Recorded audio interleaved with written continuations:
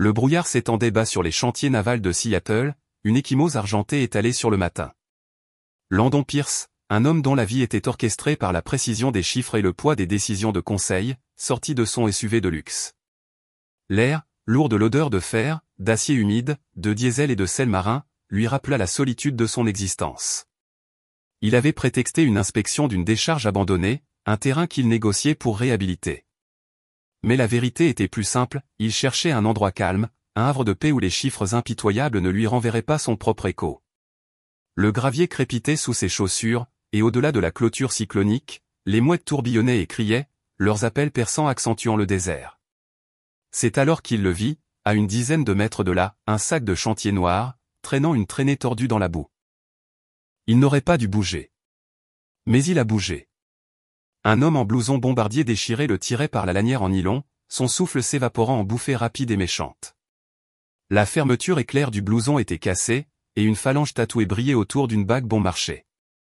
Quand l'homme leva les yeux, Landon remarqua son regard, injecté de sang, sans sommeil, nerveux et plein d'une colère sourde. Trevor Knox. Les sens de Landon s'aiguisèrent, la tranquillité qu'il cherchait s'évaporant sous l'urgence de l'instant. Trevor, lança Landon, sa voix calme et posée, comme s'il s'adressait à un conseil d'administration qu'il avait déjà conquis. Trevor ricana. Les décharges de la ville ne ferment pas pour les hommes riches. Le sac tressaillit de nouveau, un mouvement subtil mais indéniable. Un son à l'intérieur, petit, pas des déchets, comme un souffle étouffé par la peur. Landon bougea, son pas devenant ferme et déterminé. Qu'y a-t-il dans le sac? Ce ne sont pas tes affaires, répondit Trevor, tirant plus fort. La gamine a besoin d'apprendre à rester tranquille. Ces mots frappèrent Landon comme une gifle, son monde se réduisant à un point de concentration intense. Il s'interposa devant Trevor, plantant ses deux chaussures dans la boue froide, traçant une ligne que l'argent ne pouvait pas déplacer. Il se pencha et, avec ses clés de voiture, coupa la lanière en plastique. Le sac s'ouvrit avec un soupir chimique, libérant une odeur de débris et de détresse. À l'intérieur, une petite fille était recroquevillée, couverte de terre, ses cheveux emmêlés par la pluie. Ses genoux étaient serrés contre sa poitrine, son corps marqué de plaies sanglantes et de vieilles ecchymoses. Ses yeux, de la couleur de l'eau d'hiver, le fixaient comme si elle s'était noyée il y a longtemps, son regard vide de toute lueur d'espoir. « Je serai sage », murmura-t-elle, sa voix se brisant en éclats. « S'il vous plaît. » La botte de Trevor avança, menaçante. « Ferme-le. » Derrière Landon, la porte du SUV s'ouvrit avec un claquement sourd. La voix de Caleb, son chauffeur et homme de confiance, vint, basse et régulière. « Dis le mot, monsieur. » Landon retira son manteau de laine et le posa sur les épaules de la petite fille, un abri doux et sombre contre le froid mordant. Sa voix, quand il parla, n'était pas pour Trevor, mais pour l'enfant. « Tu es en sécurité maintenant, lui dit-il. Je m'appelle Landon. » Elle déglutit, tremblante. « Ava. »« Ava », répéta-t-il, gravant ce nom dans sa mémoire. « Nous partons. » La mâchoire de Trevor se contracta, une pulsation de rage tressaillant sous la crasse. « Tu penses que l'argent te donne le droit de voler ce qui est à moi? » Landon ne répondit pas. Il se tenait entre l'homme et l'enfant frissonnante, la pluie glissant de son manteau sur la boue. L'air sentait l'huile, le caoutchouc brûlé et la pourriture. Le souffle d'Ava venait par petits tremblements, ses yeux allant d'un adulte à l'autre, piégés entre la peur et l'incrédulité que quelqu'un se soit arrêté pour elle. Trevor chancela en avant, les poings serrés. « Cette gamine a saccagé ma maison. Sa mère est à l'hôpital à cause d'elle. » Les mots traversèrent le brouillard, cherchant à blesser. Le ton de Landon resta bas, mais tranchant comme du verre. « Ta femme est dans le coma parce que tu l'as mise là. » Pendant un demi-battement de cœur, Trevor se figea. Puis il balança un coup.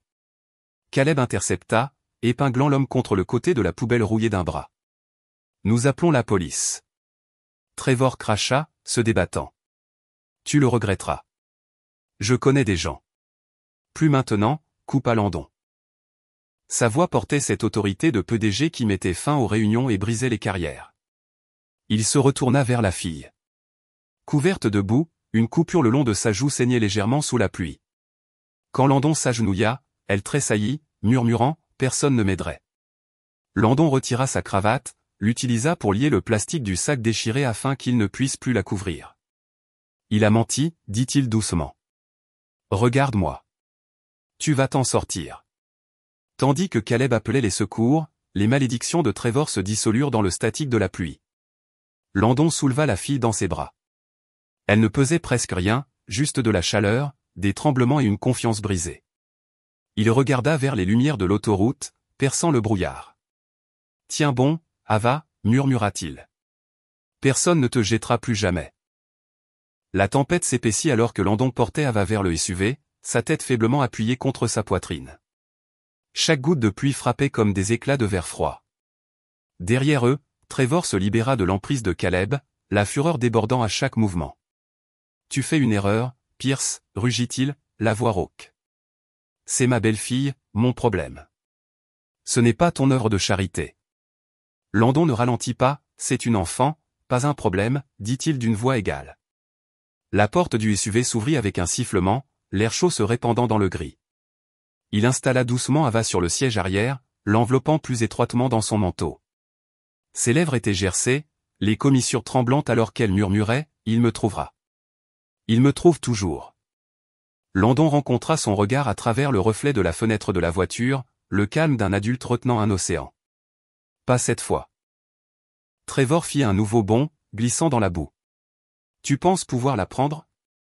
Tu vas voir ce qui se passe quand un homme n'a plus rien à perdre.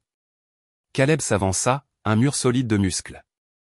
Recule, Knox. Si tu le touches, tu auras les flics et les caméras avant de finir ta prochaine bouteille. La menace fit hésiter Trevor.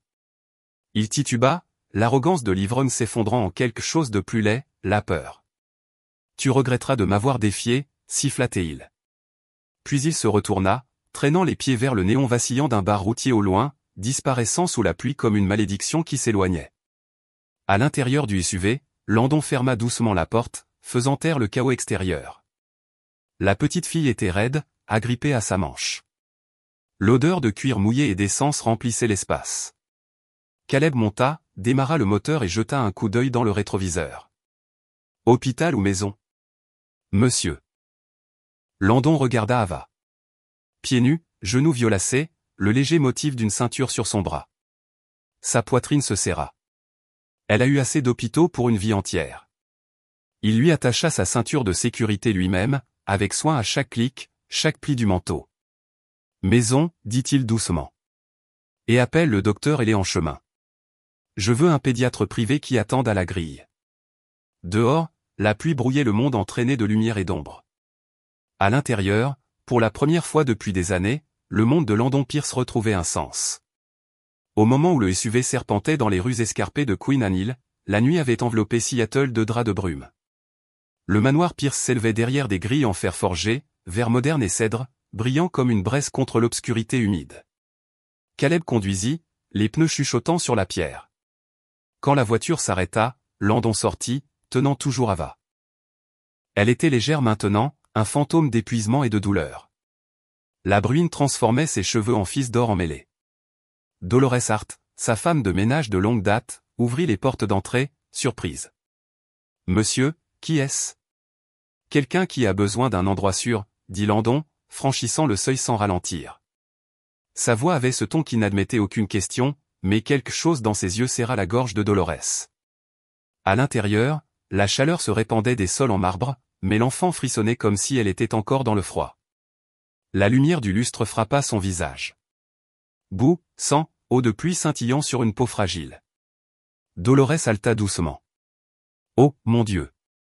Chambre d'amis, ordonna Landon doucement.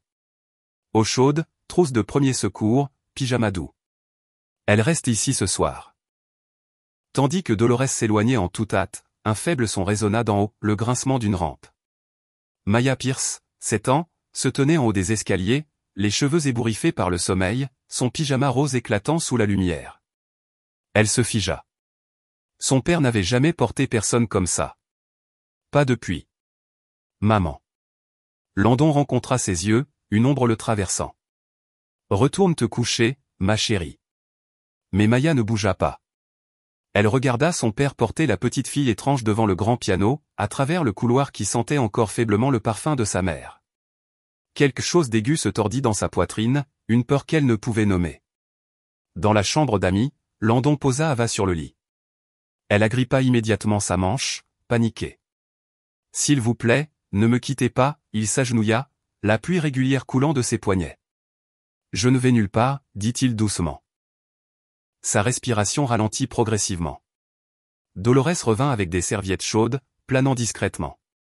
Landon resta jusqu'à ce que le tremblement dans les mains d'Ava s'apaise et que ses yeux se ferment à moitié. Au bout du couloir, Maya était toujours dans l'ombre, murmurant à elle-même, « Qui est-elle ?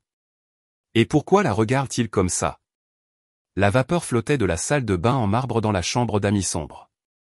Dolores étala un pyjama doux et murmura, « Tu es en sécurité ici, petite. » Mais les petits doigts d'Ava s'accrochèrent à la manche de Landon, refusant de lâcher prise. Chaque fois que la porte grinçait ou que quelqu'un s'approchait, elle tressaillait comme si le son lui-même pouvait faire mal. Landon s'accroupit à côté d'elle, veillant à ne pas faire de mouvements brusques. « Tu peux choisir, » dit-il doucement. « Tu peux rester ici ou nous pouvons laisser la porte ouverte. Tout ce qui te fait te sentir en sécurité. » Sa voix vint comme du papier déchiré. « Il ferme les portes. » Dolores retint son souffle. Le regard de Landon se durcit, mais quand il regarda de nouveau Ava, il s'adoucit à nouveau. « Alors nous laissons celle-ci ouverte. »« D'accord ?» Ava hésita, puis fit le plus petit des hochements de tête. Dolores se retira, éteignant la lumière du couloir, mais pas complètement. Un or doré chaud se répandit sur le couvre-lit comme une sécurité que l'on pouvait presque toucher. Landon prit un gant de toilette propre, l'essora de la bassine et essuya doucement la saleté de la joue d'Ava. Le souffle de la fille tremblait à chaque fois que le chiffon effleurait sa peau. Il ralentit, s'assurant qu'elle voyait chaque mouvement avant qu'il ne vienne. Quand il atteignit une ecchymose près de sa clavicule, elle murmura, « Il a dit que je la rendais malade. Que si elle ne se réveillait pas, ce serait ma faute. » Un instant, Landon oublia de respirer. Il avait entendu des mensonges d'entreprise, des manipulations politiques, le venin des tribunaux, mais rien n'avait jamais semblé aussi cruel que cette phrase sortie de la bouche d'une enfant. « Tu n'as rien fait de mal, » dit-il, son ton plat de certitude. « Rien de tout cela n'est ta faute. » Ses yeux vacillèrent vers son visage, étudiant la vérité qui s'y trouvait. Puis, de manière inattendue, elle tendit la main, sa paume atterrissant contre son poignet, tremblante et hésitante. Landon ne bougea pas. Il la laissa s'accrocher. Dolores regarda depuis l'embrasure de la porte, sa main pressée contre sa poitrine. Elle avait vu des PDG, des politiciens, des veufs en deuil, mais jamais cet homme agenouillé comme un soldat qui avait retrouvé quelque chose qui valait la peine d'être protégé. Quand l'emprise d'Ava se relâcha finalement, ses yeux commencèrent à se fermer.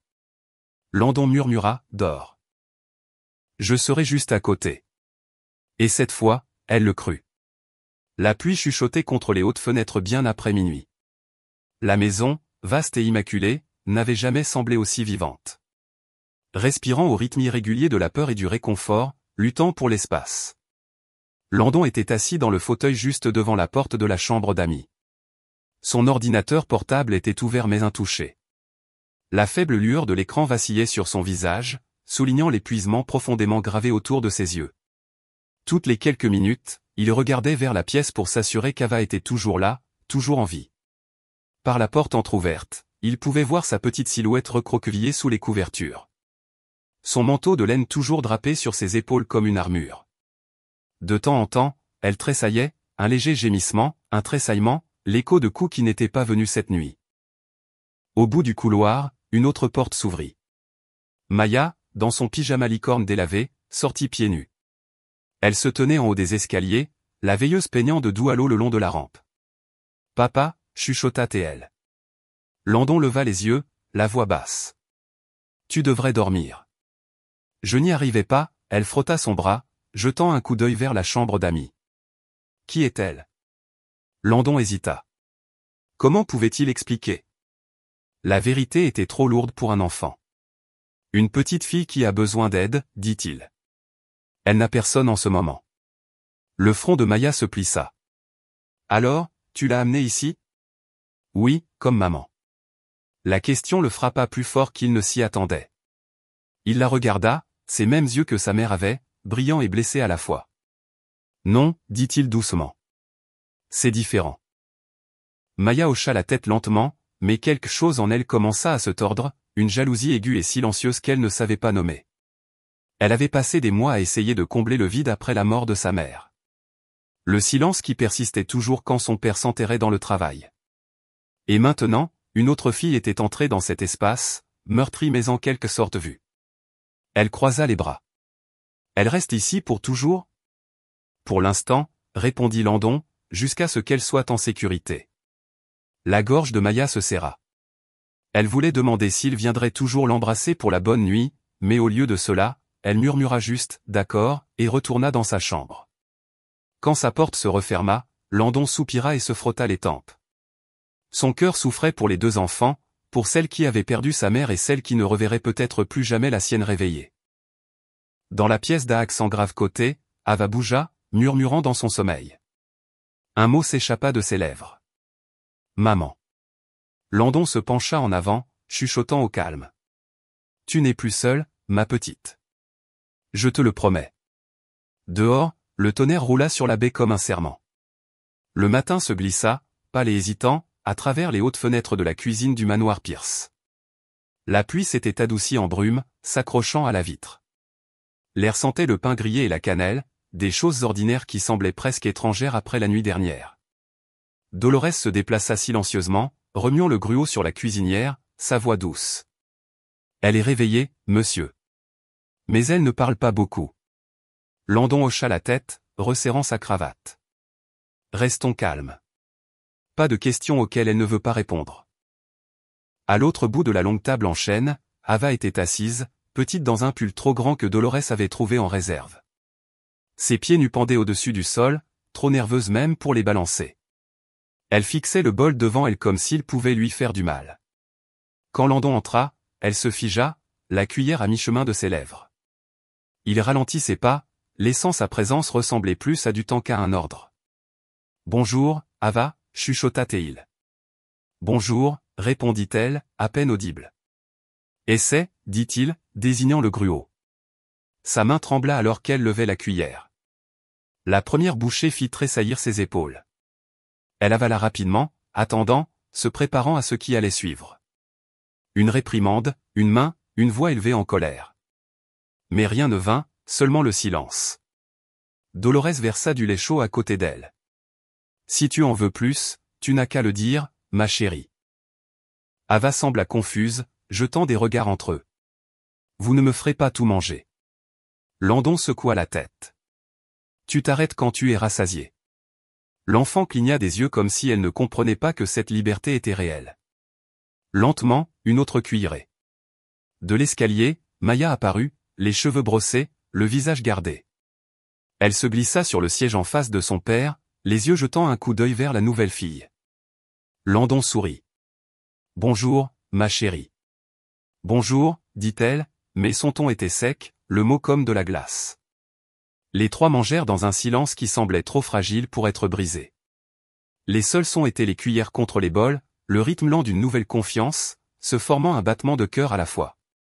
La petite main d'Ava trembla de nouveau. Elle serra plus fort la cuillère. Une goutte de lait se renversa, éclaboussant son pull. Son corps se raidit, ses yeux s'écarquillant de panique.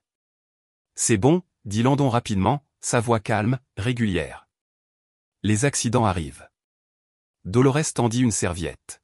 « Tiens, ma chérie. » Ava la prit, les mains tremblantes, fixant la serviette comme si c'était la preuve que le monde avait changé. Puis, de manière inattendue, Maya déchira un petit morceau de son pain grillé et le glissa vers l'assiette d'Ava. « Et c'est ça » murmura-t-elle, les yeux détournés. Ava hésita, puis prit une bouchée. C'était doux. Ses lèvres esquissèrent le plus petit des sourires. Landon le vit, et pour la première fois depuis des années, le matin ne semblait pas vide. Le ciel de Seattle devint éteint l'après-midi.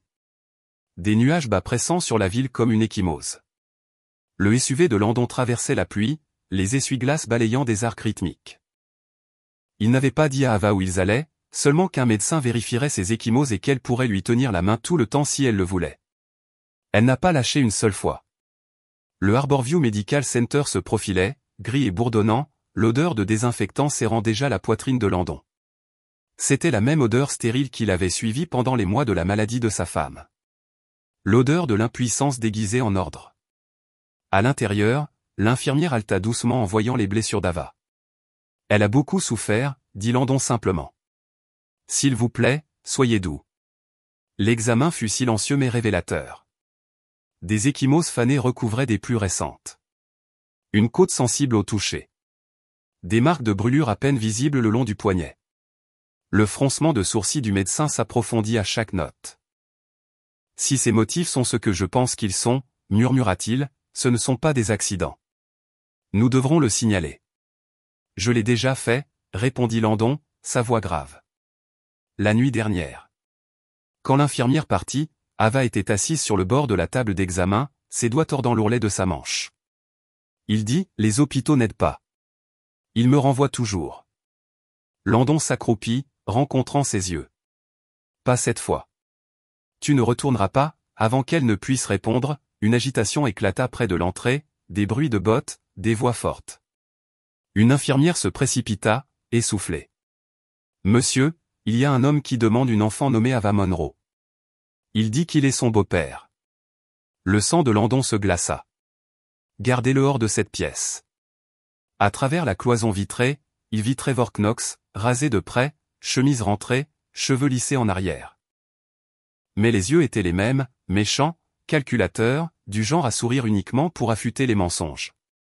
À côté de lui se tenait Victor Crane, un avocat que Landon reconnaissait de vieilles négociations de conseil, un vautour qui se nourrissait de scandales. Trevor afficha un faux sourire à la réceptionniste. Ma belle-fille est ici. Je suis là pour la ramener à la maison. Victor s'avança, montrant des accréditations. Nous avons des documents de tutelle en dossier. Vous ne pouvez pas retenir un enfant de son tuteur légal, Monsieur Pierce. Landon sortit avant que l'infirmière ne puisse l'arrêter. Vous l'avez laissé dans un sac poubelle, dit-il d'une voix égale. Vous avez perdu le mot au tuteur dès que vous avez fait cela. Le ton de Victor était froid et venimeux. Vous n'avez aucune preuve et les médias vont dévorer votre acte de sauveur. Vous êtes déjà dépeint comme un milliardaire qui vole des enfants pour attirer l'attention. Alors laissez-les peindre, dit Landon. Je serai occupé à sauver une vie. Le calme de Trevor se fissura. Tu penses être un héros? Cette gamine a ruiné ma vie. Sa mère. Landon le coupa net. Sa mère est dans le coma à cause de toi. Le couloir se figea un instant. Même les machines semblaient arrêter de bourdonner. La bouche de Trevor s'ouvrit, mais aucun son ne sortit. Victor lui attrapa le bras, murmurant, pas ici. Landon s'approcha, son ombre s'étendant sur le carrelage. Va-t'en, Knox. Si jamais tu l'approches à nouveau, je t'enterrerai au tribunal avant que tu ne touches une autre bouteille. La mâchoire de Trevor se contracta, la rage tremblant, juste sous contrôle. Tu regretteras ça, Pierce, siffla-t-il. Tu n'es pas intouchable. Ni toi, dit Landon. La sécurité arriva. Les hommes partirent, leurs silhouettes avalées par la lumière fluorescente. De retour dans la salle d'examen, Ava se cachait derrière le rideau, les yeux grands ouverts. Landon s'agenouilla à côté d'elle de nouveau. Il est parti. Sa lèvre trembla. Vous ne l'avez pas laissé me prendre. Personne ne te prendra, dit-il doucement. Plus jamais. Quand ils quittèrent l'hôpital, Ava s'endormit dans la voiture à mi-chemin de la maison, sa petite main toujours serrant la sienne. Dans le reflet du pare-brise, Landon se vit, un homme qui avait perdu sa femme, sa foi, son calme, et réalisa que quelque chose d'inattendu était revenu dans cette poignée. Un but, et peut-être, juste peut-être, la rédemption. À l'aube du lendemain, l'histoire avait déjà éclaté. Un PDG milliardaire kidnappe une enfant à l'hôpital. Les gros titres hurlaient sur tous les grands flux d'informations. Les cours boursiers bourdonnaient en rouge. Les hashtags s'enflammaient. La Pierce Corporation, autrefois synonyme de prestige discret, était maintenant tendance pour toutes les mauvaises raisons. Landon était assis dans son bureau, les stores à moitié baissés. La pluie dehors tapotait comme des doigts impatients. Son téléphone vibrait sans arrêt, message du conseil, de son chef des relations publiques, même d'anciennes connaissances politiques, tous disant la même chose. Vous devez arranger ça vite. Il éteignit le téléphone. La vérité n'avait pas besoin de micro. Elle avait juste besoin d'air. Dolores entra silencieusement, posant un plateau de café sur son bureau. Ils appellent ça un enlèvement, monsieur, dit-elle. Vous avez fait irruption aux urgences et avez pris la fille. La mâchoire de Landon se serra. Je l'ai fait sortir après l'avoir sauvée d'un homme qui l'avait laissée dans un sac poubelle. Je sais, fit-elle une pause. Mais eux, non. À la télévision muette de l'autre côté de la pièce, une vidéo passait en boucle sans fin. Trevor Knox était assis sous de douces lumières de studio, les cheveux peignés, affichant une expression de père en deuil qui pourrait gagner un Oscar. J'ai fait des erreurs, dit-il à la caméra, sa voix se brisant parfaitement au moment voulu. Mais je n'ai jamais blessé cette petite fille. Ma femme est dans le coma. Je suis seul. Et maintenant, un homme riche vole ma seule famille. Est-ce cela la justice? L'animateur hocha gravement la tête. Vous dites que Monsieur Pierce l'a prise sans consentement. La lèvre inférieure de Trevor trembla. Il voulait de l'attention. Les gens comme lui en veulent toujours. Landon fixa l'écran, les yeux se rétrécissant. Le montage montrait des images d'archives de son manoir entrelacées de textes dramatiques. L'enfant secret du milliardaire. Un léger cri vint de l'embrasure de la porte. Ava se tenait là, pieds nus, tenant son ours en peluche usé. Son visage était pâle, confus. Pourquoi disent-ils que vous m'avez prise? Il se leva instantanément, éteignant la télévision. Parce que les mauvaises personnes mentent, ma chérie. Mais vont-ils me le ramener? Landon s'accroupit, sa voix calme, mais avec de l'acier en dessous. Personne ne te prendra, jamais. La vérité éclatera. Elle hocha la tête faiblement, mais n'a pas semblé convaincue. Alors que Dolores l'emmenait, Landon retourna à la fenêtre, la pluie glissant comme de fins fils statiques. Quelque part là-bas, des mensonges étaient diffusés plus fort que la vérité. Mais il avait quelque chose que Trevor Knox n'avait pas, du temps, des preuves et la confiance inébranlable d'une enfant qui croyait enfin que quelqu'un se battrait pour elle. Il chuchota à la tempête. Tu voulais de l'attention, Trevor. Tu as la mienne maintenant. Le manoir semblait plus lourd cette nuit-là, comme si les nouvelles elles-mêmes s'étaient infiltrées dans les murs. Chaque murmure du personnel, chaque scintillement d'écran de téléphone portait un peu plus loin le mensonge de Trevor. Mais à l'étage, à la faible lumière de la lampe de la chambre d'amis, une bataille plus silencieuse était menée. La guerre entre la peur et l'appartenance. Ava était assise en tailleur sur le tapis, ses petites mains serrant les oreilles de son ours en peluche. Les vieilles coutures semblaient prêtes à céder. Maya se tenait à l'embrasure de la porte, incertaine d'entrer. Pendant des heures, elle avait regardé son père faire les 100 pas en bas, argumentant d'une voix basse mais tranchante. Chaque fois qu'il prononçait le mot « protégé », quelque chose d'étrange brûlait dans sa poitrine. Jalousie mêlée de culpabilité. Finalement, elle fit un pas en avant. « Salut », dit-elle, essayant d'être décontractée. Cet ours a l'air ancien. Ava leva les yeux, surprise. C'était celui de ma maman. Elle l'a beaucoup réparé. Maya s'agenouilla à côté d'elle, étudiant les coutures tordues. Ma maman réparait tout, aussi, même moi. Les deux filles restèrent silencieuses, le genre de silence qui n'a pas besoin d'être rempli. Après un instant, Maya tendit la main derrière elle et sortit l'une de ses propres poupées, un lapin en peluche avec une oreille manquante. Elle le posa à côté de l'ours. Tu peux l'emprunter, dit Maya rapidement, presque sur la défensive. Ramène-la juste quand tu veux. Les lèvres d'Ava s'entr'ouvrirent. Tu me la donnes? Pas donné. Partagé. C'était un si petit mot, mais il ouvrit quelque chose. Ava hocha la tête, serrant les deux jouets. Son sourire était timide, mais réel. Du couloir, Landon regardait, inaperçu, une chaleur fatiguée adoucissant son visage. Pour la première fois depuis longtemps, la maison ne sonnait pas comme le deuil. Elle sonnait comme un commencement. Il était presque minuit quand la sonnette retentit, un tintement sourd et hésitant qui résonna dans la maison silencieuse. Dolores échangea un regard avec Landon, qui lisait des mises à jour judiciaires sur sa tablette. Peu de gens osaient venir ici sans préavis désormais. Pas après les gros titres. Quand la porte s'ouvrit, une femme mince se tenait sur le porche, ses cheveux humides de pluie, serrant une vieille valise marron contre sa poitrine comme si elle contenait toute sa vie. Ses yeux étaient cernés de rouge mais stable. « Monsieur Pierce » demanda-t-elle. « Je m'appelle Ruth Delgado. J'habitais à côté des Monroe. Au son du nom, le pouls de Landon s'accéléra. La famille d'Ava. Ruth hocha la tête. J'ai gardé ça après. Après qu'il a tout jeté. J'avais peur de dire quoi que ce soit, mais après avoir vu les nouvelles, après avoir entendu ce que cet homme a dit, je ne pouvais pas rester silencieuse. Elle entra. L'odeur de la pluie et du vieux papier remplit le foyer alors qu'elle posait la valise sur la table basse. Le cuir était craqué, les fermoirs rouillés. Quand Landon l'ouvrit, le passé se répandit, lettres pliées, polaroïdes fanés, quelques dessins d'enfants froissés d'amour et de larmes. C'étaient ceux d'Elena, dit Ruth doucement. La mère d'Ava. Elle m'a dit une fois, si jamais il lui arrivait quelque chose, de les garder jusqu'à ce que quelqu'un d'honnête arrive. Dolores s'agenouilla à côté de la valise, les doigts tremblants alors qu'elle soulevait une pile de pages manuscrites attachées par un ruban. L'encre était maculée, mais les mots saignaient encore d'émotion. Landon en choisit un au hasard. Je ne peux plus dormir. Trevor boit encore. Il dit que les collecteurs de dettes prendront tout, mais je pense qu'ils ont déjà pris la bonne partie de lui. Ava est si silencieuse ces jours-ci. Elle tressaille quand le plancher craque. Je lui ai dit de se cacher sous le lit quand il est en colère. J'ai peur qu'un jour je ne me réveille pas pour la protéger.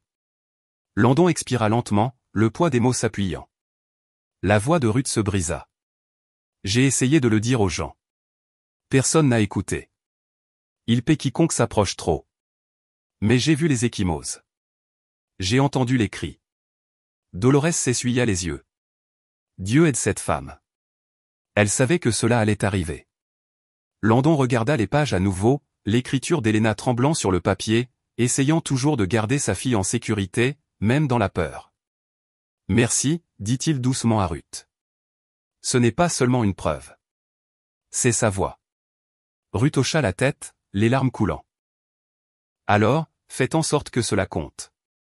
Tandis qu'elle partait, la pluie reprit, tapotant contre les fenêtres comme un battement de cœur. Dans la lumière tamisée, Landon referma doucement la valise. Nous avons ce qu'il nous faut, murmura-t-il. Maintenant, il est temps de faire entendre sa voix au monde. L'après-midi suivant, le ciel était de nouveau bas et gris. Des nuages cousus serrés au-dessus de Seattle. Landon n'avait pas dormi. Il était assis dans son bureau, la valise des lettres d'Elena ouverte à côté de lui, chaque page étalée comme des plans de bataille. Dolores avait emmené Ava et Maya au jardin, lui donnant du silence pour réfléchir. Un coup rompit le silence. Dolores réapparut, sa voix prudente. « Monsieur, il y a quelqu'un ici qui vous demande. Il dit qu'il s'appelle Noah Park, un journaliste. Il prétend qu'il peut t'aider. » L'instinct de Landon se tendit. « Un journaliste ? Il dit qu'il est indépendant, pas avec les tabloïds. » Landon soupira. « Faites-le entrer. » Quelques instants plus tard, un jeune homme entra, fin de la vingtaine, mince, un sac photo en bandoulière. Ses cheveux étaient humides, ses mains agitées, mais ses yeux vifs de conviction. « Monsieur Pierce, dit Noah, se tenant droit, je sais que vous ne faites pas confiance à la presse en ce moment, mais je ne suis pas là pour raconter une histoire. Je suis là parce que quelqu'un à l'intérieur du tribunal m'a envoyé ceci. » Il tendit la main dans son sac et glissa une petite clé USB sur le bureau. Le plastique brilla sous la lumière. « Qu'est-ce que c'est ? demanda Landon. « Des images, dit Noah. Trevor Knox soudoyant un greffier, de l'argent pour des papiers de garde accélérés. Cela a été filmé par une caméra de sécurité dans un café du centre-ville. L'homme qui me l'a donné avait peur de le rendre public, alors je vous l'apporte. » Dolores haleta doucement depuis l'embrasure de la porte. « Mon Dieu !» Landon fixa la clé USB mais ne la toucha pas encore. « Et pourquoi risquer votre emploi pour moi, monsieur Park ?» La gorge de Noah fit un mouvement. « Parce que ma mère était comme Elena, et personne ne l'a écoutée non plus. » L'air de la pièce s'alourdit de fantômes partagés. Finalement, Landon tendit la main, sa main stable. « Si c'est réel, vous avez fait quelque chose qui pourrait sauver la vie d'un enfant. » Noah hocha la tête. « C'est réel. J'ai vérifié l'horodatage. J'ai même sauvegardé une copie miroir sur un cloud privé, juste au cas où. » Landon expira, quelque chose comme de l'espoir se frayant un chemin à travers l'épuisement. « Alors vous n'êtes pas seulement un journaliste. Vous êtes un témoin. » Noah esquissa un petit sourire, presque fatigué. « Peut-être les deux. » Tandis que Dolores partait préparer le thé, Landon retourna la clé USB dans sa paume, son poids étonnamment léger pour ce qu'elle pouvait contenir, la différence entre la vérité et la ruine. Il regarda le jardin en contrebas, où Ava riait faiblement avec Maya, un son trop délicat pour un monde aussi cruel. Nous faisons cela correctement, dit-il doucement, plus à lui-même qu'à quiconque. Pas bruyamment, pas imprudemment, mais correctement. Et pour la première fois depuis des jours, le chemin à suivre semblait clair. Les marches du palais de justice brillaient, glissantes de pluie, les caméras se pressant comme des vautours. Les journalistes hurlaient des questions qui se confondaient en une tempête d'accusations. « Monsieur Pierce, avez-vous enlevé l'enfant Monroe? Est-ce un coup de publicité? Avez-vous falsifié le congé de l'hôpital ?» Landon ne broncha pas.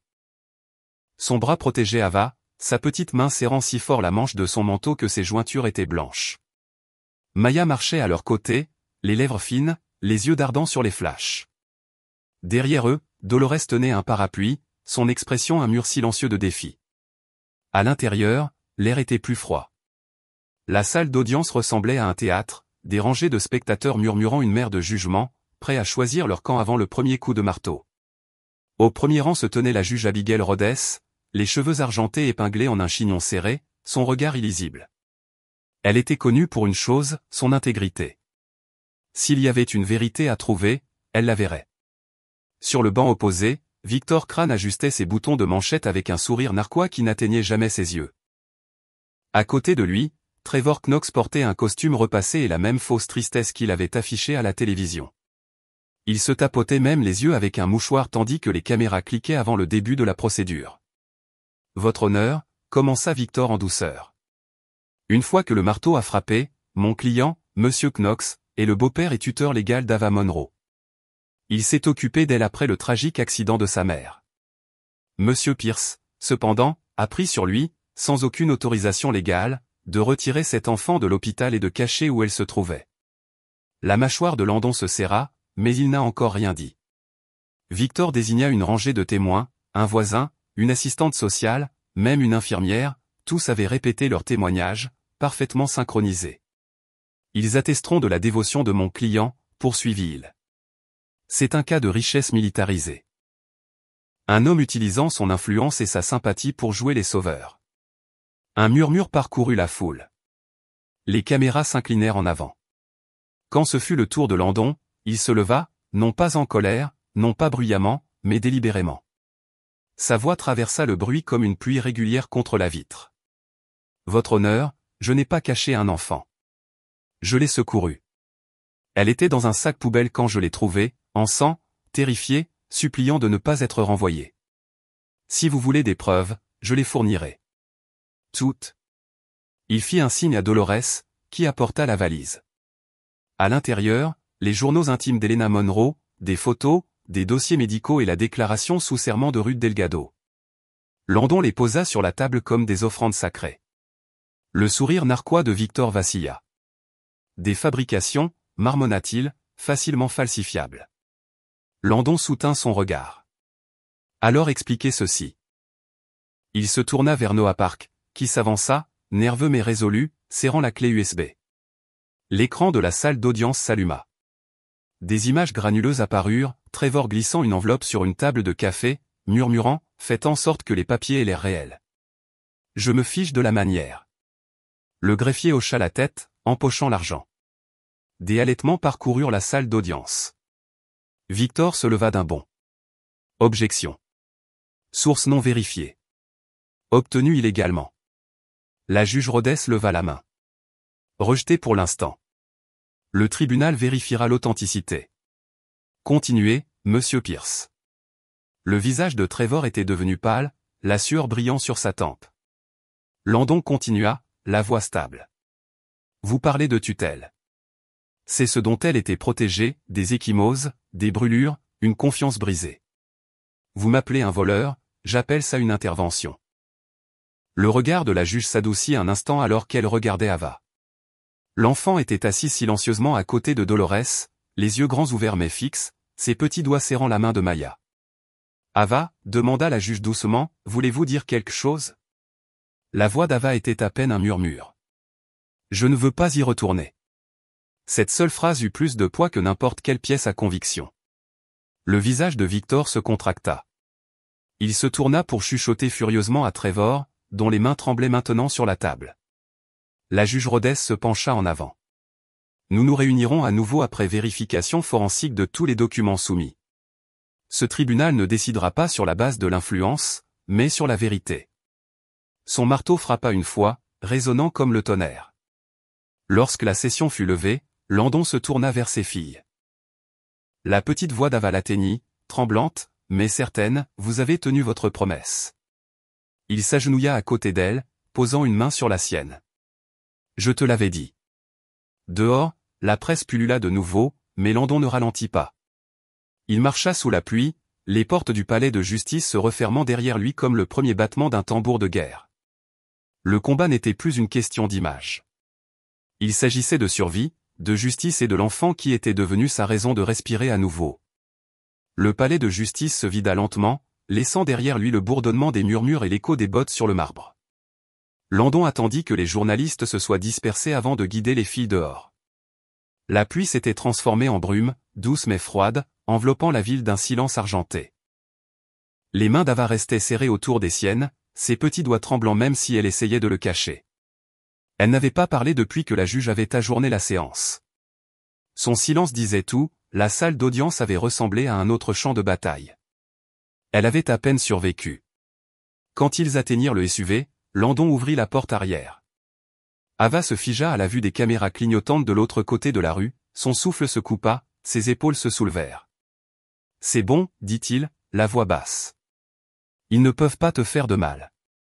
Nous avons fini pour aujourd'hui. » Elle hocha la tête faiblement, mais tremblait toujours. Maya monta à côté d'elle, les yeux pleins d'une résolution tranquille. « Tu peux respirer avec moi, chuchota-t-elle, levant 3 doigts. 4 temps pour inspirer.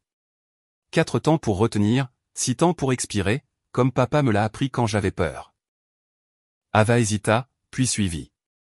Ensemble, elles respirèrent lentement et avec précaution jusqu'à ce que le tremblement quitte ses mains. Du siège du conducteur, Caleb croisa le regard de Landon dans le rétroviseur et fit un petit signe de tête. Approbation, réassurance. Pour la première fois depuis le début du procès, Landon sourit, faiblement, mais réellement. Le monde extérieur avait toujours soif de sang, mais sur la banquette arrière, 2 petites filles s'apprenaient à rester entières. Il se tourna vers la fenêtre, regardant les lumières du palais de justice s'estomper derrière la pluie. La route à venir semblait longue, incertaine, mais il avait déjà décidé.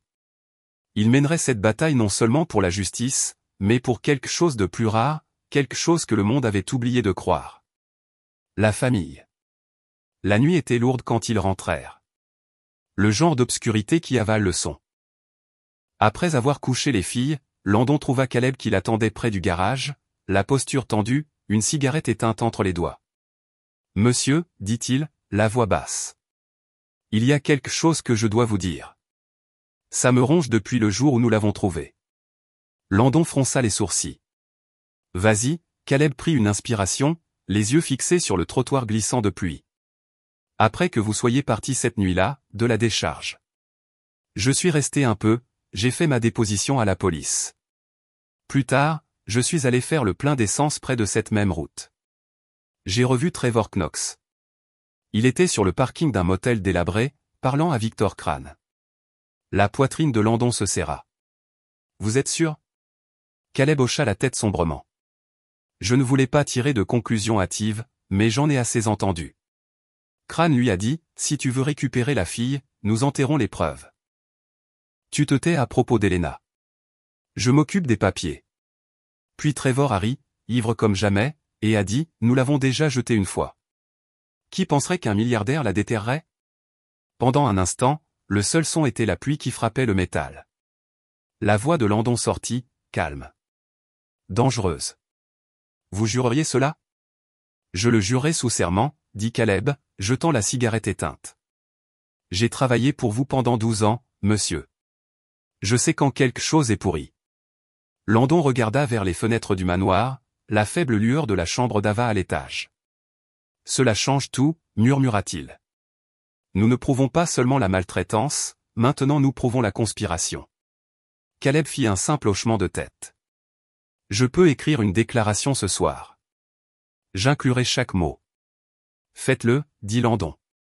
Et assurez-vous qu'elle soit notariée. Nous la remettrons directement au tribunal demain matin. Caleb hésita, baissant la voix. Monsieur, Crane est dangereux. Il a des juges, des policiers, des journalistes sur sa liste de paix. Une fois que cela sera rendu public, il viendra vous chercher. Landon esquissa un sourire fatigué, mais d'acier. Alors qu'il vienne. J'ai déjà vécu pire que des hommes comme lui. Les yeux du chauffeur s'adoucirent avec quelque chose qui ressemblait à du respect. Vous vous battez pour plus d'un enfant maintenant, patron. Vous vous battez pour eux tous. Landon ne répondit pas. Il regarda la pluie s'accumuler autour de ses chaussures, sentant la lente brûlure du bus se répandre à nouveau en lui, stable, implacable. Au-dessus d'eux, la foudre éclata brièvement, illuminant la façade du manoir. 2 fenêtres brillaient faiblement, une pour Maya, une pour Ava. Et pour la première fois, Landon réalisa ce que ces lumières signifiaient. Ce n'étaient pas seulement des chambres. C'étaient des raisons. La tempête n'a pas dormi cette nuit-là, et Landon non plus. Son bureau brillait de la lumière de la lampe. Les murs tapissés de dossiers, de dépositions de témoins et de pages du journal d'Helena étalées comme une mosaïque de douleur. La déclaration sous serment de Caleb était fraîchement signée sur le bureau, l'encre encore sèche. À minuit, le téléphone de Landon vibra. La voix de Noah Park arriva, tendue mais stable. J'ai trouvé quelque chose de plus grand. Quoi? Le greffier que Trevor a soudoyé. Il travaille à mi-temps dans un bar miteux appelé le Blue Lantern. J'ai eu accès à leurs archives de caméras. Il y a une vidéo de l'échange. Trevor glissant de l'argent, le greffier le comptant, et la voiture de Victor Crane garée juste devant. Le pouls de Landon s'accéléra. Vous avez des copies? 3. Une sur un cloud, une sur une clé, une sur votre email avant le matin. Je l'envoie crypté. Vous risquez votre carrière, Noah. Une pause. Les carrières peuvent se reconstruire. Les enfants n'ont pas toujours cette chance. Landon se pencha en arrière, la tension dans ses épaules se relâchant pour la première fois depuis des jours. Tu as bien fait, mon gars. Tu viens de changer toute l'histoire. La voix de Noah s'adoucit. Assurez-vous que cela se termine bien. Quand l'appel se termina, Landon resta un long moment, fixant la clé USB dans sa paume. Dehors, la pluie battait contre les fenêtres comme des applaudissements d'anges invisibles. Il chuchota à l'obscurité, la vérité arrive pour toi, Trevor. Et cette fois, elle est plus forte que tes mensonges. Au bout du couloir, Ava bougea dans son sommeil, murmurant faiblement. Maya se retourna et passa un bras autour d'elle. Les 2 filles dormaient sous la même couverture, inconscientes de la guerre encore menée pour elles. Et dans son bureau, Landon Pierce, l'homme qui avait autrefois enterré son cœur à côté de sa femme, apprenait enfin à se battre à nouveau. Au matin, une lumière faible perça la tempête, grise et tremblante, comme si la ville retenait son souffle. Landon n'avait pas dormi. Le café était intact à côté des piles de preuves qui remplissaient maintenant son bureau. La déclaration de Caleb, le témoignage de Ruth, la clé USB de Noah, les pages du journal d'Helena. Preuve après preuve, chacune saignant la même vérité, Trevor Knox avait transformé la cruauté en routine. Un léger coup. Dolores entra, tenant une enveloppe. De Harborview, dit-elle doucement. C'est la dernière mise à jour médicale d'Helena. Landon l'ouvrit avec des mains prudentes. Les mots se brouillèrent un instant avant de s'ancrer. Toujours non réactive. Aucune amélioration neurologique. Il expira lentement et lourdement, sentant cette vieille douleur dans sa poitrine revenir. Elle s'est battue si longtemps, murmura-t-il. Elle mérite de se réveiller et de voir sa fille en sécurité. La voix de Dolores trembla. Peut-être que d'entendre que sa petite fille va bien l'atteindra d'une manière ou d'une autre. Avant que Landon ne puisse répondre, Caleb apparut à l'embrasure de la porte, le visage pâle. « Monsieur, vous devez voir ça. » Il cliqua sur la télécommande. Les nouvelles du matin remplirent la pièce. À l'écran, Trevor était de nouveau assis sur une chaise d'interview, plus propre, plus lisse, son bras enveloppé dans une écharpe comme un héros blessé. Il regarda directement la caméra. « Je n'ai jamais blessé Helena, dit-il, le ton dégoulinant de remords fin. Elle est tombée. Mon alcoolisme était grave. Oui, mais j'essayais de changer. Cet homme, Pierce, il utilise ma tragédie pour paraître noble. Il veut la garde pour redorer son image. Dolores ricana. Il instrumentalisait la pitié. La mâchoire de Landon se serra. Il gagne du temps avant que les murs ne s'effondrent. L'animateur se tourna vers un autre invité, Victor Crane. Lisse et confiant, le sourire narquois de retour. Nous prouverons que Monsieur Pierce a fabriqué des preuves, dit-il. Nous avons des témoins prêts. Mais alors quelque chose de nouveau clignota à l'écran. Une image fixe granuleuse d'un flux de sécurité. La silhouette d'un homme en pleine corruption, le visage suffisamment visible. L'horodatage brillait. En dessous, la légende indiquait, image divulguée par la source. Dolores Alta. Noah l'a fait. Le visage de Crane à l'écran changea juste un instant, mais c'était suffisant. Le masque public se fissura, montrant la panique en dessous. Trevor se figea aussi, son calme répété se fracturant alors que les journalistes commençaient à crier hors champ. Landon coupa le son de la télévision, se penchant lentement en arrière. C'est la première fissure, dit-il. Maintenant, nous continuons à pousser jusqu'à ce que tout se brise. Dolores sourit faiblement, les yeux brillants. On dirait que la justice commence à se souvenir de nous. Dehors, la tempête a finalement commencé à se dissiper, le soleil perçant les nuages, mince, défiant, mais suffisant pour faire briller la ville. Landon la regarda, la voix basse et certaine, il a construit son histoire sur des mensonges. Voyons combien de temps elle tiendra une fois que la lumière l'aura frappée. Le soir s'est glissé rapidement, le ciel violacé au-dessus du détroit. La tempête était revenue, non pas sous forme de pluie cette fois, mais de lumière clignotante. Des stroboscopes rouges et bleus se sont répandus sur les grilles en fer forgé du domaine Pierce alors qu'un enquêteur du CPS et 2 officiers en uniforme sont arrivés sans avertissement. Dolores les a rencontrés à la porte, le cœur battant. « Puis-je vous aider ?» Une femme grande au ton sec s'est avancée. Claire Ramsay, service de protection de l'enfance. Nous avons reçu une plainte d'urgence pour garde illégale et manipulation potentielle d'une mineure. Landon est apparu derrière elle, la cravate desserrée, les yeux calmes mais durs comme de la pierre. Plainte déposée par qui? Une source anonyme, a répondu Claire, bien que tout le monde sache ce que cela signifiait. Landon a hoché la tête une fois. Alors ne perdons pas de temps. Il les a conduits dans le salon. Ava et Maya étaient sur le canapé, coloriant côte à côte. Quand elles ont vu les uniformes, Ava s'est figée. Son crayon a roulé de la table et a frappé le sol avec un léger clic. Claire's expression s'est adoucie. « Bonjour, ma chérie. J'ai juste quelques questions à te poser. »« D'accord ?» La voix d'Ava est sortie petite. « J'ai fait quelque chose de mal ?»« Non. »« Ma chérie, » a chuchoté Dolores rapidement. « Tu vas bien. » Landon a désigné les dossiers empilés sur la table. Vous y trouverez les journaux de soins médicaux, de conseils, de repas quotidiens, tout est documenté.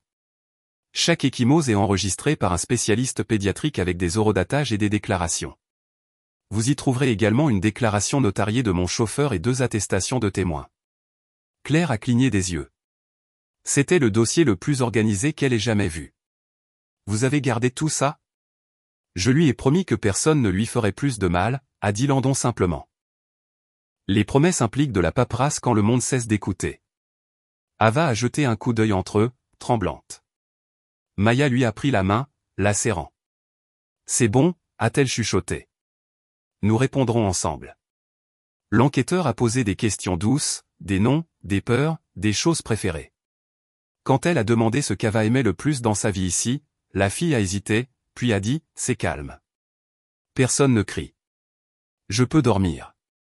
Silence a rempli la pièce. Claire a fermé son carnet, sa gorge serrée.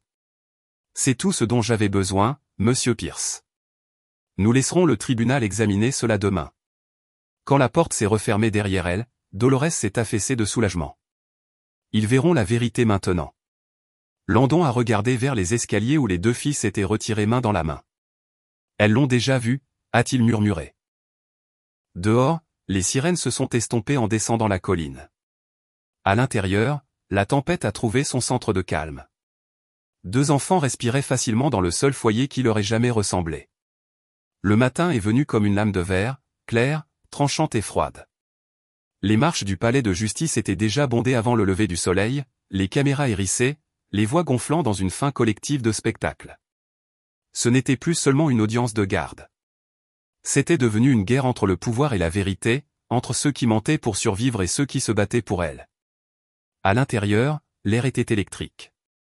Des rangées de spectateurs se penchaient en avant, murmurant des noms comme s'ils lisaient des écritures.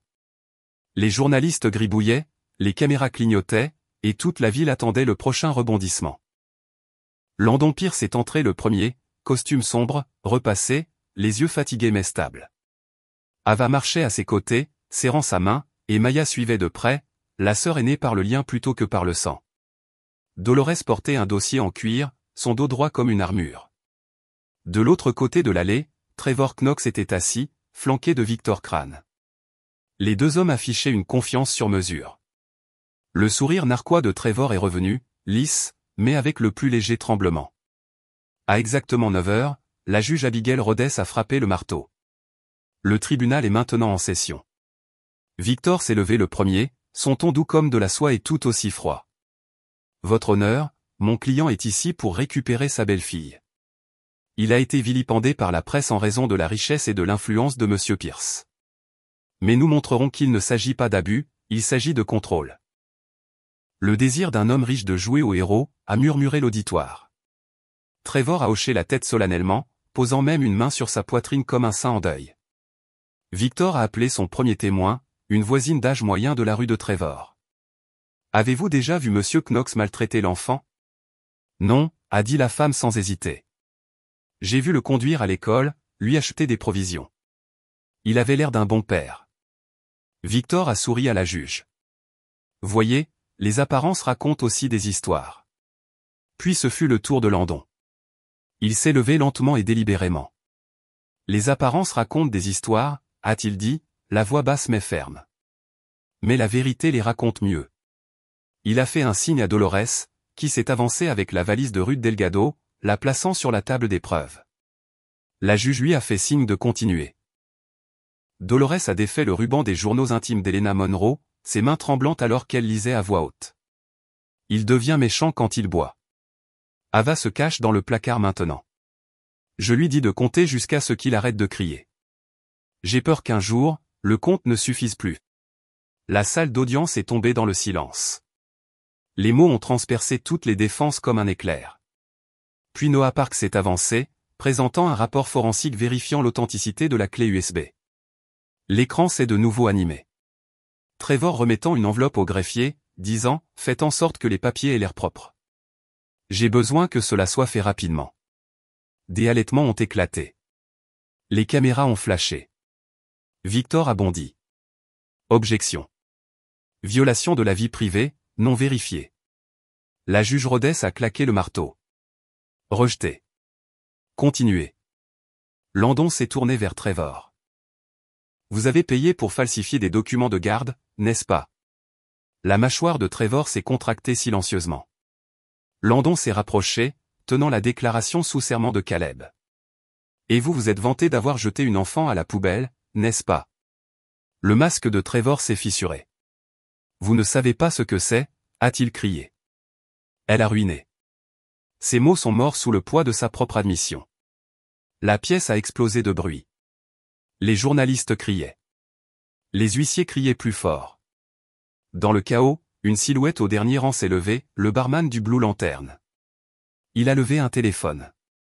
Votre honneur, j'ai un enregistrement audio, a-t-il dit, la voix tremblante. La juge Rhodes a fait signe de faire silence. La lecture a commencé, la voix de Victor Crane, froide et indéniable.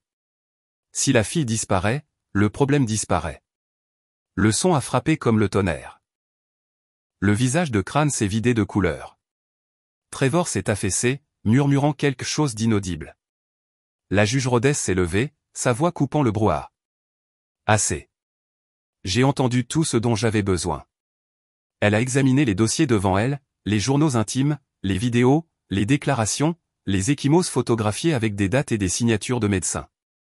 Chaque pièce était liée comme les maillons d'une chaîne incassable. Finalement, elle a levé les yeux, son regard, stable et impitoyable. Ce tribunal, a-t-elle dit, trouve des preuves accablantes d'abus, de négligence et de fraude. Effectivement, immédiatement, la garde pleine et permanente d'Ava Monroe est accordée à M. Landon Pierce. Un silence stupéfait, puis un murmure de halètement. Les caméras ont de nouveau flashé comme des feux d'artifice. La juge Rhodes a tourné son regard sur Trevor. Et quant à vous, Monsieur Knox, vos mensonges se terminent ici. Son marteau a frappé une fois. Les huissiers sont intervenus. Les menottes ont brillé sous la lumière fluorescente. Trevor a rugi alors qu'il le tirait. Vous ne pouvez pas prendre ce qui est à moi. Landon est resté immobile, regardant l'homme disparaître par les portes de la salle d'audience. Puis il a baissé les yeux. Ava avait laissé tomber son ours en peluche. Son petit visage s'est levé vers lui, les larmes aux yeux. Il est parti, a dit Landon, la serrant dans ses bras. Il est parti. Maya s'est pressée contre eux, les bras enroulés autour des deux. Et pour la première fois, le palais de justice n'a pas ressemblé à un champ de bataille. Il a ressemblé à un sauvetage. Dehors, le tonnerre a roulé une fois de plus sur la ville, mais cette fois, cela ressemblait presque à des applaudissements. La tempête qui avait traqué Seattle pendant des semaines s'est finalement dissipée le lendemain matin. L'air sentait le sel et le pain, le soleil scintillant sur le trottoir mouillé. Les journalistes s'attardaient encore devant les grilles, mais leur voix avait changé de l'accusation à l'admiration. À l'intérieur du manoir, la chaleur a remplacé le silence. Dolores fredonnait doucement dans la cuisine tandis que les crêpes grésillaient sur la cuisinière. Maya et Ava étaient assises à la longue table en chêne, le sirop coulant de leurs fourchettes, le genre de rire qui ne vient que lorsque la peur est à bout de souffle. Landon regardait depuis l'embrasure de la porte, une tasse de café refroidissant dans sa main. Ses yeux s'attardaient sur les plus petites choses, la façon dont les épaules d'Ava ne tressaillaient plus au bruit soudain. La façon dont Maya se penchait protectrice au lieu d'être jalouse. Quand Ava l'a remarqué, elle a glissé de sa chaise, ses pieds nus tapotant sur le sol. « Vous n'avez pas à rester là », a-t-elle dit timidement. « Venez manger avec nous. » Il a souri. « C'est un ordre, n'est-ce pas ?» Elle a souri. « Un vrai cette fois. » En quelque sorte. Landon les a rejoints. Dolores a posé la dernière assiette, les yeux embués. « On dirait une famille à nouveau », a-t-elle chuchoté. Il a hoché la tête. « C'est parce que c'en est une. » Eva a tendu la main vers la sienne à travers la table. « Vous avez tenu votre promesse. »« J'ai l'intention de les tenir toutes », a-t-il dit. Dehors, les nuages se sont levés, la lumière du soleil se répandant par les rayons dorés du soleil s'étiraient à travers les fenêtres de la cuisine, caressant le sol d'une lumière tiède et vivante. Pour la première fois depuis que le nom d'Helena Monroe avait été prononcé, la maison semblait respirer à nouveau non plus hantée par les souvenirs, ni gardée par le silence, mais entière, paisible, pleine d'âme. Les rires résonnaient contre les murs, et Landon réalisa alors quelque chose qu'il n'avait pas ressenti depuis bien des années, cette maison n'était plus seulement la sienne. Elle était la leur. Le crépuscule peignait le ciel de nuances de rose et d'ambre, tandis que le manoir Pierce s'enveloppait doucement de calme. En contrebas, les lumières de la ville scintillaient comme un tapis d'étoiles, mais pour une fois, le monde extérieur semblait si lointain, presque insignifiant. À l'intérieur, un feu crépitait dans l'âtre, diffusant une chaleur tendre qui se glissait jusque dans les moindres recoins du salon. Ava était assise sur le tapis, tout près de Maya. Ensemble, elles se penchaient sur un puzzle presque achevé représentant un lever de soleil. « Cette pièce va ici », dit Maya, en plaçant le dernier fragment. La lumière se répandit sur l'image, éclatante, orange et or, telle une promesse enfin tenue. Derrière elle, Landon se tenait debout, les manches retroussées, les épaules allégées du poids qu'il portait depuis si longtemps. Il observait leur rire, ce moment d'une simplicité bouleversante, ce genre de miracle que l'argent n'aurait jamais pu acheter. Dolores entra alors, un doux sourire aux lèvres, tenant 2 tasses fumantes de chocolat chaud. Ils disent aux nouvelles que Trevor et Crane ont tout avoué. On dirait que la justice se souvient enfin de se tenir droite, murmura-t-elle. Landon hocha lentement la tête, la voix grave mais apaisée. C'est fini. Ava se tourna vers lui, les yeux brillants d'un espoir nouveau. Est-ce que ça veut dire qu'on peut rester ici pour toujours? Il s'agenouilla près d'elle, effleurant doucement une mèche rebelle sur son visage. Pour toujours, répondit-il simplement. C'est ta maison maintenant. Elle passa ses bras autour de son cou et murmura d'une voix tremblante, merci de m'avoir trouvé. La gorge de Landon se serra. Non, ma chérie, répondit-il avec émotion, c'est toi qui m'as trouvé. Maya se joignit à l'étreinte, sa petite main glissant dans la sienne. Nous nous sommes trouvés, dit-elle avec un sourire lumineux. Dehors, le vent tourna, apportant une fine senteur de mer dedans, la lumière du feu enveloppait leur visage d'un éclat doré. Et pour la première fois depuis des années, Landon Pierce, autrefois un homme brisé par la perte, se sentit entier. Trois âmes liées par le sauvetage, le pardon et l'amour. Non plus perdues, non plus fragmentées, mais réunies, enfin, en un seul lieu que l'on appelle foyer.